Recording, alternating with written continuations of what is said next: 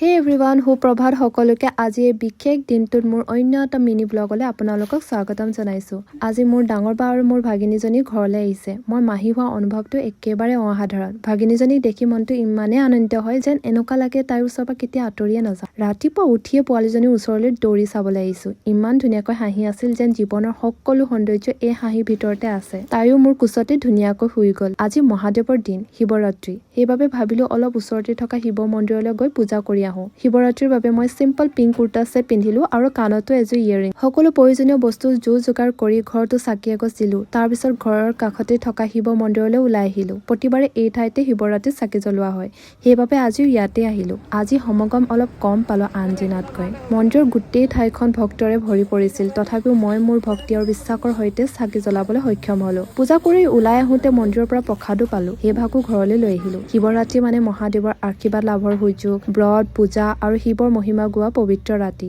আপোনালোকো জনাব আপোনালোকে কেনেকৈ শিৱৰাত্ৰি পালন কৰে, কি বিশেষ কাম কৰে। কমেণ্টত জনাবলৈ নাপাহৰিব। ধন্যবাদ সকলোকে।